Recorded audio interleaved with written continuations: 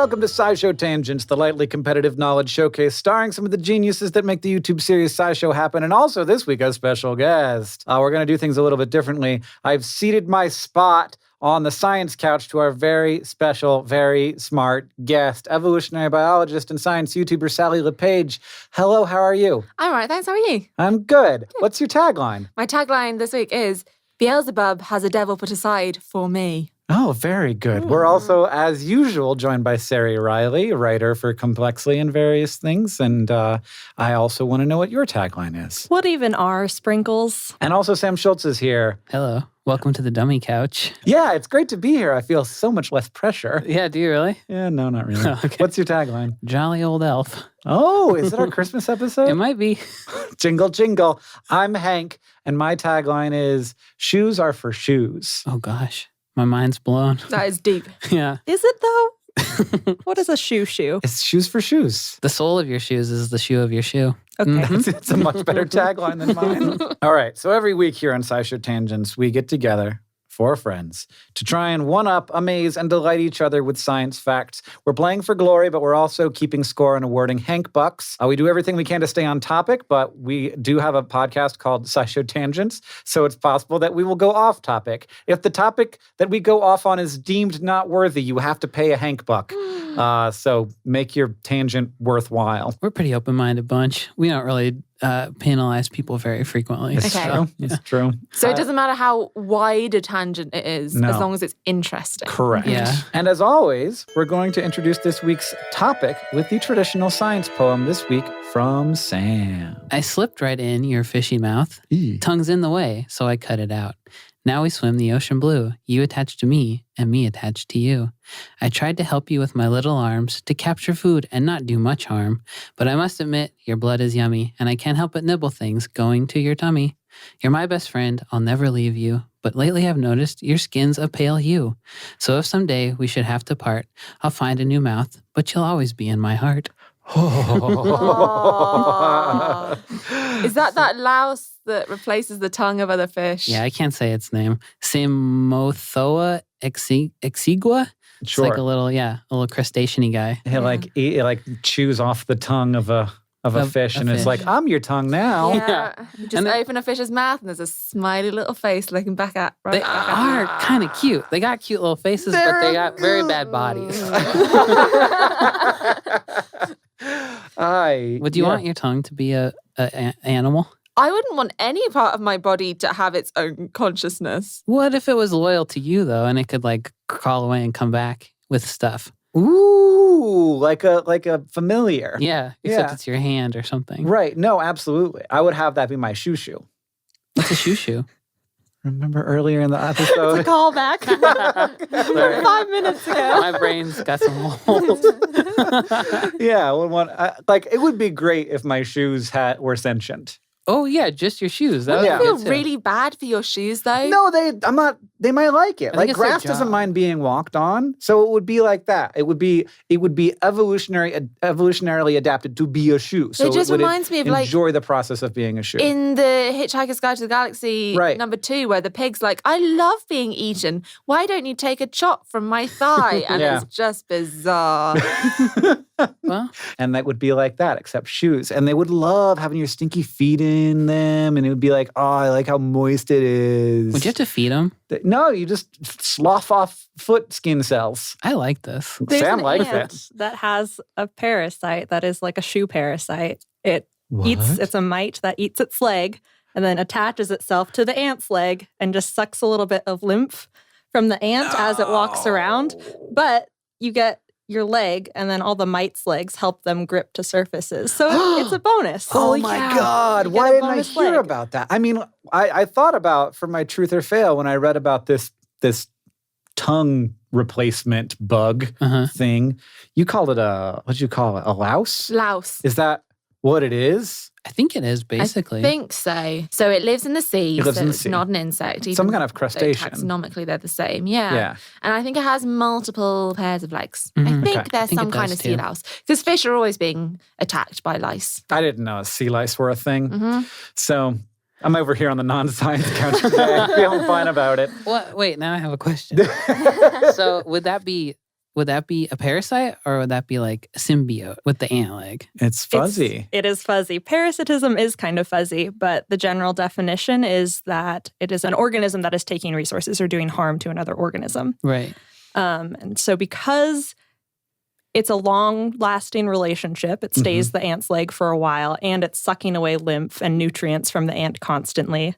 Probably parasitic. But like, I guess the idea is like, if the benefit that the ant gets from having this better shoe, which I can't believe you had an anecdote about an actual science parasite shoe, but here we are, living in the actual world. Is the benefit worth the loss in lymph? And if so, then it's a symbiotic relationship. But like, it's probably not. Oh, wait. Mutualism. Yeah, mutualism. Thanks. What did I say? Symbiosis. So symbiosis is both benefit. Okay. Mutualism includes where neither benefits, but neither really loses out. But I feel like It's in a that case, neutral both would be relationship. benefiting because the louse is getting lymph, or the mite is getting lymph, and the ant is getting sticky feet and like great kicks. And everybody's like, those are very fashionable. Does it have Velcro? Yeah, it depends on if the fitness Right. You'd have to. consequences weigh out, yeah. You'd have to ask the ant probably how it felt about it. My guess is the ant's like, I don't like having my foot be eaten by a tiny, tiny bug. Did we even say we're talking about The topic is parasites. There we go. Got around to it eventually. All right. And now we're going to start out as always with... So this is the part where I, this week, have prepared 3 science facts for everybody's education and enjoyment, but only one of those facts is true. The other panelists have to decide which one is the true one. And if you get that, you get a Hank Buck. If you get it wrong, then I get a Hank Buck because I tricked you. And I have 3 facts about parasites, but more particularly about how humans, before the advent of modern medicine, dealt with parasites, because parasites have obviously been around for a long time and medicine has not been around for a long time. So we had a whole lot of life where we just lived with them and tried to get rid of them in various weird ways. So, friends, tell me which one of these things was a way that humans dealt with parasites before the advent of modern medicine. 1, in Japan, where they eat plenty of raw fish, those raw fish also sometimes had parasites in them. So in order to kill those parasites, instead of cooking the fish, which seem like the obvious thing to do, they would rub a caustic root on them, which would cause them to either leave the fish or die. And the name of that root is wasabi. 2, in the 1700s, the bark of a tree, which indigenous people in Peru used to help with shivering, was given to people in Rome who had malaria, which is caused by a parasite, to help stop their shivering. Instead, it killed the parasite and saved millions of lives. The responsible compound ended up being called quinine. Or 3, Pliny the Elder thought that ticks generated spontaneously from grasses, and he thought they were the, quote, foulest and nastiest creatures that exist. But his main suggestion for preventing them was to cover a person in the leftover dregs from a pressing of olive oil mixed with wine, and then let the person sit in the sun all day, and that would make ticks less interested in them in the future. So we have wasabi was used to kill parasites, 2, accidental malaria cure, or 3, Pliny the Elder was wrong about stuff, which is, that's true. But particularly he was wrong about leaving someone in the sun while covered in olive pressings and wine. So this is a tricky one, because I know that quinine derives from a South American bark and is an anti-malarial, and that malaria was in the Mediterranean around the time of the Romans. It's whether all of those came together to be a true thing. Whether there was trade between South America and ancient Rome is my biggest question in that fact. Well, not that ancient Rome. 1700s. Not ancient at all. Then. No. Oh, okay. So that is likely, in my opinion. Mm-hmm. I agree.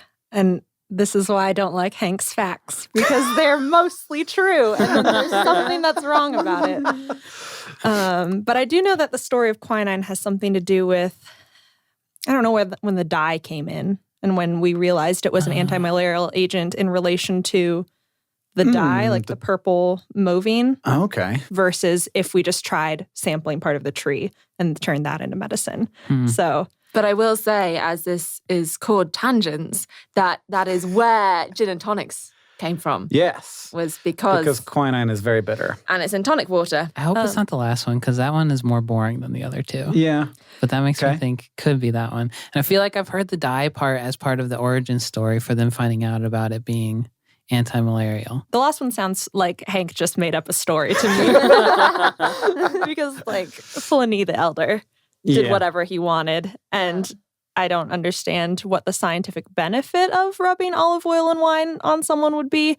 And I feel like even if he made things up and theorized randomly, he had a reason behind all these things. If stones are falling from the sky and those are dinosaur teeth or whatever, that he had a reason for that and had some story to tell around that. Wait, what? There was definitely a thing where he thought that fossils fell as a fossil rain. And he was like, that's where they come from. Or something like that. What a dummy. Yeah, he had some stuff wrong. But hey, it was a different time. That's true. And then wasabi on fish. Mm-hmm. That could be the sleeper. That could be the one. I mean, it could be. Sounds I just cool. don't think that rubbing it would make a difference. There are communities in Southeast Asia where they eat so much seaweed that now they have the genes for digesting seaweed in their genome, which is I think we recently talked about that on SciShow. Yeah, they have mutated to be able to eat a food that you shouldn't be able to eat, which is also the case with me and milk, to be clear. It's a relatively recent mutation that allows us to digest lactose. Mm-hmm. Do we get it from another thing? No, we always have it at birth. Okay. So normally we lose the ability to okay. produce it as we grow older because we only need it as a child to solidify the milk in our stomachs to make it easier to digest. Right. But as humans, we then lost the switching off process during adolescence. Because we like milk too much. Because we like milk so much. Too young. Yeah, just gotta get it from a different animal. We got this big old thing, just squeeze it. Yeah. Parts of that big old thing are very squeezable looking. I'm not saying it was a weird decision. The babies were squeezing it, and we were like, let's do that with hands instead of mouths. Yeah, get out of here, Or baby. let's start with mouths and then probably do the transition eventually. Hopefully soon. All right, I'm going to make you guys guess. Sam, you want to go first? I think I'm going to go with the wasabi one. He's going to go with wasabi. He thinks it's the sleeper. I'm going to go for the anti-malarial. Quinine. I'm going to go for wasabi too. Oh, double wasabi. Oh, God, Sarah, you got to go with your instincts. It was quinine. Oh, no. So we're going to start from the top. Garbage. Wasabi does have antibacterial properties, and there is question about whether wasabi was first introduced to sushi, not because the meat was dirty, but because it was prepared by dirty knives and dirty hands. From what I could tell, this is something that people say, but something that is not necessarily true. I also saw lots of people saying that it was used to prevent parasites. That's definitely not true. I just don't think it would work. Parasites are burrowed inside of the fish flesh. And for the most part, fish don't have parasites, especially the ones that are eaten in Japan. For obvious reasons, they figured that out over the years of eating fish. Second, yes, this is all just true. And it's a fascinating story of how it's a muscle relaxant, quinine, in addition to being bad for the malaria parasite. And so it was taken in South America as an anti-diarrheal drug, so that it relaxes your colon and your small intestine to prevent it from squeezing out your poop too fast. And that's the technical. That's how diarrhea works? Yeah, It's the cramps. opposite of how I would think it Well, would the pain is the spasming, Yeah. Okay, and then it shoots out. Well, it doesn't. It just doesn't. It goes through too quickly, so the water doesn't get absorbed. I understand. Okay. And then I've had diarrhea. and so in that exchange, Europe got quinine, which prevented malaria, and the Americas got malaria. Oh, thanks. Yeah. Nice. So that was a great trade-off. But yeah, so they started to give it to people in Rome who were shivering during that portion of malaria where you get really feverish and shivery. And then they just got better. And they were for forever, they thought it was just really good at preventing the shivers, but it turned out it was actually preventing the disease. There is so much malaria in the Mediterranean that there is a natural resistance to it in the genetics. So the same way sickle cell anemia in Africa bears some resistance, there's beta thalassemias, which are other blood disorders, have quite a high incidence in the Mediterranean because of the amount of historic malaria in the area. Which is now mostly gone. Yep. Which is wonderful. But could come back because, global warming. Sure. Yay. Right. That's why we live in Montana, Sally. And finally, Pliny the Elder was wrong about a bunch of stuff. And we're going to talk about one of the things he was wrong about in But One More Thing this episode, which, Sally, is the portion of the episode at the very end where we have a butt fact. That's the portion where we had the butt fact? We can have nowhere that. We have a lot of other ones. That one just has to be a butt Right. fact. But this was a sheep dip during ancient Roman times that was for making the sheep's wool better, preventing them from being scabby, and getting rid of their ticks, was to dip them in olive dregs and the dregs and like the leftover leavings from pressing wine. But that was not from Pliny. That was from Marcus Porcius Cato, who wrote the Roman Farm Management Guide. Oh, yeah. Marcius. Love his work. Yeah, I read quite a bit of it. That sounds interesting. He was really into how to prevent ticks. Mm-hmm. And part of it was you had to leave it on them and let them sweat for 2 days, and then you had to have them run into the ocean. Was this a real thing that worked or not? I have no idea. Okay, They have better ways of preventing ticks now. sure. So somehow I got 2 Hank bucks out of that. Sorry. Even though as soon as Sally opened her mouth, I was like, oh, dang it. I'm in trouble. I really thought I did hear the dye thing at some point in I didn't this come story. across that, but it's certainly possible. Before we get to the fact off with Sally versus Sari, oh my gosh, this is going to be intense. We're going to have a little bit of an ad break. See y'all soon.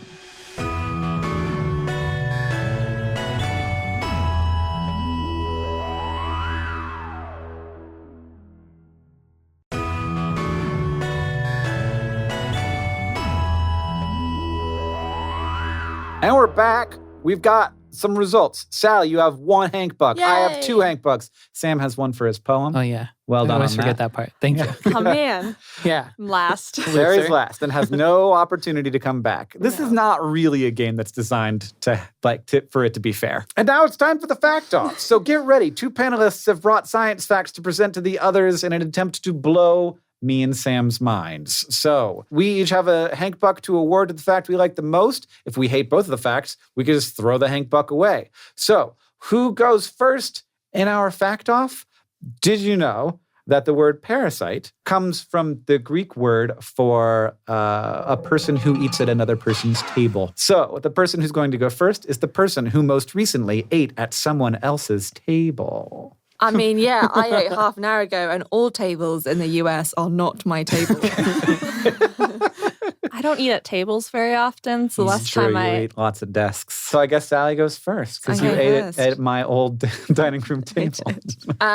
So because it is about parasites, I thought I'd do this cool story. It's from 2015, and you may... It's so odd to say this, but you may know about the parasite cordyceps already, which is a fungus that infects ants and makes them climb up high. And then it's amazing that so many people already know that. They're like, oh yeah, I know about cordyceps. But this is a different thing. And firstly, it infects fruit flies. And I've just finished my PhD on fruit flies. That is one reason for choosing this. So it infects Drosophila melanogaster, and it's a fungus called Entomophthora musca, Good. which literally means destroyer of flies. Oh. And it's a fungus that similarly makes the flies climb up, and then it eats all of the fatty tissue first, leaves all the vital organs. Then when it's done, it changes the cognition of the fly so that it climbs up to a high point, fuses its mouth parts with a leaf, and then bursts out, and it fires spores at 21 miles an hour. But that's not the fact. Okay. That was a pre-fact. The fact is, this parasitic fungus is only parasitic when it is itself parasitized by a virus. So it's double parasitism. But it's when it doesn't have the virus, it's like, cool, I'm just a regular fungus. No big. I don't want to eat a fly. They can only find them together. So at first, they tried to sequence the fungus's RNA, which is like what genes are actually being switched on, and they found 20% viral genes. But that's no biggie. Whenever you get infected by a virus, there is a chance that some of it will enter your genome. Yeah, I've got virus genes. Yeah, exactly. But then they found out that this virus normally directly infects insects. Mhm. And insects and fungi are in no way alike. Okay. And so they're like, what's going on? And so somehow there is a virus that normally infects insects that now infects fungi in order to make them infect insects and then changes their brain. So that they explode? The flies explode? So the flies explode. So they describe it as their wings lift up like cast doors in a sports car. And then the fungus bursts out of it and the fruiting bodies shoot the spores out. Cool. All right, Sarah, hit us with your fact. So mine's a little bit older. In October 1996, the New York Times published an article about mysteriously deformed frogs across the U.S. and Canada. Ooh. Some had stumps where their legs should have been, while others had way too many. So like 4 sprouting from the same point or legs all over their body. And this especially happened in Minnesota wetlands, where researchers were having trouble finding places without abnormal frogs. So like the majority of the wetlands had some sort of deformed frog. People were pretty weirded out, citizens too, and they set up state hotlines. And they were worried that pesticides or other toxic pollutants were messing with frog development, and somehow that could affect humans too. But then, within a couple years, we figured out that a parasitic flatworm called Riberia was to blame. And it's because the larvae of these flatworm burrow into tadpoles and create cysts by their limb buds, which is the point in the tadpole where their limbs develop from, and seem to release a bunch of a chemical called retinoic acid, which plays a key role in the cell biology of early development, among other things. This is because frogs with deformed legs are more likely to be eaten by hungry birds like herons, which is where the parasite wants to be to restart its whole life cycle. And its whole life cycle has a ridiculous number of parts. So step 1, it sexually reproduces and lays eggs within birds, which get spewed out in their poop and end up in water. Underwater, the eggs hatch, and then the first stage infects aquatic snails. They eat the internal organs of the snails to make them sterile, and then reproduce asexually within the snails to produce a different larval form. Oh my God. And then that larval form is what infects tadpoles, messes with their development, creates weird frogs, and then the cycle continues. Some people think there's intelligent design. It has 2 different forms of sexual reproduction, or there's asexual reproduction and sexual reproduction, both? Yeah. Holy cow. Yeah. I feel so sorry for aquatic snails. They seem to be one of the hosts for so many different parasites. Mm-hmm. They're very porous, right? Yeah, Pretty easy to get into an aquatic when you're like snail. when like all of your surface area is mucous membrane, it's just like I'm in. Is that the parasite's hacker voice?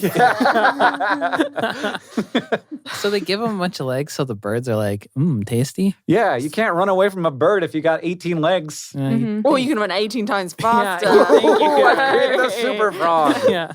I also love the idea of a state hotline. Like, there is a scourge of multi-legged frogs. Yeah. If you have seen them, please call this number now. Yeah. There's a scary frog in my yard. Yeah. Got super freaking out. Because they put retinoic acid on newt limb buds. Because newts are really good at regenerating their limbs. And I seem to remember a lecture where they're like, and it's all driven by retinoic acid, because if you chop off a newt's leg, it can grow it back. Right. And if you put retinoic acid on it, it will grow it back fast. But it makes its That's own. interesting. It makes its own. It makes its own. It makes it so even as an adult, it can. Yeah. It's like the equivalent of chopping off your hand and growing back your hand. Yeah. Right, but can I get 17 hands? Do you We want could that? try. Well, I think there was a diminishing returns on hands. Where would you even put them all? I don't know. Up your arm? Or would they be tiny little hands at the end of your fingers, so you would have fractal hands? Yeah, really what I want is an extra pair of fingerprints so I can do crimes. Oh, you can just use latex for that. You don't need a whole new hand. Oh, we should do a crime science episode. Teach people how to do the perfect crime. Yeah. I'm going to go ahead and spend a Hank buck on this because there's no way you guys are going to think this is worthwhile. One of my advisors in undergrad was trying to write a mystery novel in which one of the major plot points was that he got a bone marrow transplant, like the criminal got a bone marrow transplant to change his blood type. And I was like, but DNA, man. And he was like, yeah, but they only test the blood type in the book. And I'm like, but why? it's like 2001, man. We got DNA now. Could he have said it in a time when they didn't just test the DNA? Maybe that should have. He should have done that. Yeah. It's good. I'm glad you're thinking. Let's steal his book idea. But there would be no records at all of this man undergoing a bone marrow transplant. Right. Yeah, he does it in an illicit bone marrow transplant in an illicit bone marrow ward. But apparently you can, like, sometimes when you get a bone marrow transplant, your blood type changes. What? That doesn't surprise me. Yeah, I mean, it makes, like, if you have diseased bone marrow and, like, the reason you're getting a bone marrow transplant is to have healthy bone marrow and it's from a person who has a different blood type, then I'm mostly amazed that the body wouldn't reject it if it's producing a different Apparently that's a different set of things. So, like, obviously you can't give, like, one blood to another type of person, but, like, certain blood types, I think you can. Oh, I suppose, like, if you're O negative, you could give it to anyone. Yeah, something like that. So, yes, we have to give points away. That's right. Sarah, your fact was? Frog legs. They're deformed frogs. Yeah, that's better. And Sally, your fact was? The fungus that parasitizes flies is in itself parasitized by a virus. Oh, that one has 2 parasites on it. It's true. And that parasite isn't like the virus wants inside the bug, and so does the fungus, but the fungus might not even want to get inside the bug without the virus. I'm going with Sally because I think a virus that affects a fungus that then affects the brain of a fly is too much. Too much. It's too much. You can just give it to her. It's fine. It's very cool. No, I kind of like they're just spooky. I do like the idea of a whole pond full of frogs with the wrong number of legs. Yeah, like a whole state full of swamp full of frogs with the wrong number of legs. So I'm going to give it to Sari. All right. Did it get fixed? I don't think so. I think it's still an ongoing problem. Okay. But it's good for the herons. It's good for the herons, and it fluctuates in levels. I don't know if it's as bad as it once was, but now we have an explanation for it. And we found things like an increased biodiversity in the ponds helps negate the parasite, because otherwise, if, like, it's one species of frog, they're all getting taken over by the parasite, they're all getting eaten, they don't have a chance to bounce back. But if many different amphibians are getting infected, then the infection rate is much lower. Is it actually good for the herons? I mean, they get something to eat, and the parasite doesn't really affect them. I'm sure it steals some nutrients, but it just, like, comes out in their poop. It's worse for snails, worse for frogs. Grow better skin, guys. It's time for Ask the Science Couch, where we ask listener questions to our couch of finely honed scientific minds that this week I am not sitting on. Dylan at Physicynicism asks, are there any examples of parasites that are bigger than the animals they exploit? Ooh, good question, Dylan. This was a good question. I bet there is. I was thinking about brood parasites, because cuckoos, when a cuckoo lays its egg in the nest of another bird, that is called a brood parasite. And I looked up the numbers. So a cuckoo can be about 130 grams. Don't ask me what that is in imperial. And the birds that it parasitizes, it's like the meadow pipit, can be 15 grams. So that is an 8 times larger than the mom? Than the mum. And the mum doesn't recognize. And it has a supernormal stimuli with a massive gape, the color of the inside of the bird's mouth. And so the mum's just like, I have to feed it. I have to feed it. And you see these really sad images of this whopping great big bird in this tiny little nest. And the mum is obviously so much smaller. And she's still feeding it. She loves her giant son, though. Oh, yeah, I know. Yeah, just because your baby's giant doesn't mean you don't love it. Yeah. So, I mean, there are so many interesting things about cuckoos. The baby breaks its egg really, really quickly. So it's still a kind of pink jelly bean sized thing, and the first thing it does is pushes all the other eggs out of the nest. When it's still a jelly bean? When it's still a jelly bean. You see this tiny, I think it's still blind at this point, tiny little jelly bean, and it's just using its shoulders to push out the other eggs. Oh, no. And the eggs themselves, so you get different kind of classes of cuckoo that specialize on a different species so that their eggs will perfectly match the egg color. And there's so many amazing adaptations between cuckoos and the birds that they parasitize. I really thought that they just got so big that the other babies fell out of the nest. No, they actually certainly with the Eurasian cuckoo, they push them out. Oh, no. Oh, my God. I'm going to get that little jelly bean, knock it over the head and say, you need to learn some manners. But cuckoos, or certainly the European cuckoo, is red listed at the moment. It's really not doing very well. Well, so maybe it's such an emotional roller coaster with cookies, you know. Because it's an evolutionary arms race, It too. is. Because the birds that they parasitize are trying to recognize different colored eggs or notice like a when baby baby that looks hatches different. way too early and starts shoving eggs around and be Yeah. like, maybe you're just food now. They even create alarm calls so that the actual mother bird will fly off so that the cuckoo can swoop in and lay the egg when the mother's gone away. Ooh. Wow. So they imitate the other bird's alarm. Yeah. If they think it was a hawk that swooped by, they won't check their eggs. Whereas if the mother bird sees a cuckoo around, they're much more likely to look at their eggs and say, hang on a sec, that one's not quite right. Man, birds need to get smarter. Be like, I had 4 eggs, now I have 5. Yes. But then you don't know which one to peck. It's- Yeah, because we can notice the difference, but the birds. Yeah. If you see a human sees a nest with 2 different types of eggs, oftentimes we can see a color that the Right. birds won't be able to observe or things like that. Okay. But also the eggs just genuinely are very, very similar. If you see the correct cuckoo egg next to what it should be, Yeah. they are so good at mimicking. It is incredible. Like even the spots and the patterns on the egg. It's amazing. There's a bird, the superb fairy wren. They teach their embryos a password inside the egg, and so they're talking to their chicks. I don't know exactly how it happens, What but do you there's mean some a sort of password? Like communication. they tap on the shell with their little baby beaks? It's not a password tapping, it's a password song called an incubation call. So the moms beautiful. just, as soon as they lay their eggs, it sounds like they start calling to them and talking to them and singing to them. And when they hatch, I think they have to repeat back this very specific password. And the cuckoo eggs or whatever brood parasite has laid eggs in their nest, those chicks don't have the ability to learn this call, so they don't remember. They don't do it, and They then don't do and it. then the mama's like, "I'm gonna kick you out of the nest, or possibly just not feed Just you, or eat possibly you. just eat you." Yeah. Yeah. All right, thank you to our science couch. That was wonderful. I feel so educated. If you want to ask a question to our science couch, you can tweet your question using the hashtag AskSciShow. You can also follow us at SciShow Tangents on Twitter. We're at scishowtangents.org if you want to find us and share us and tell people about us. Thank you to Lena Garner and Tony Espinoza and everybody else who tweeted us your questions this week. Our final Hank book tally. Sarah, you have 1 Hank buck. Sally, you have 2 Hank bucks. Hank, you only have 1 because you went on your weird bone marrow novel tangent and I didn't appreciate it. I took away one of my own Hank bucks.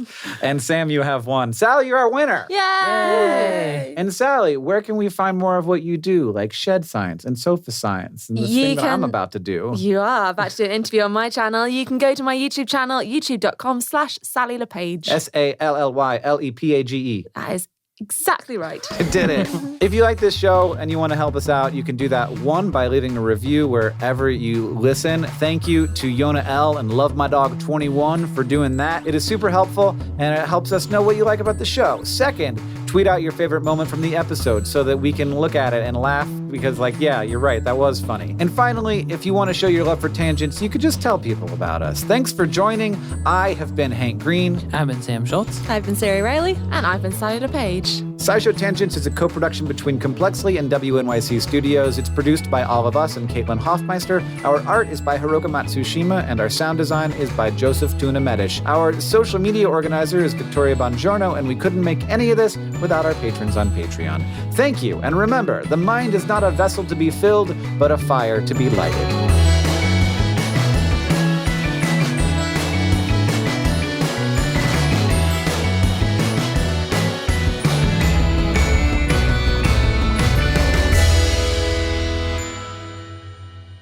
But one more thing.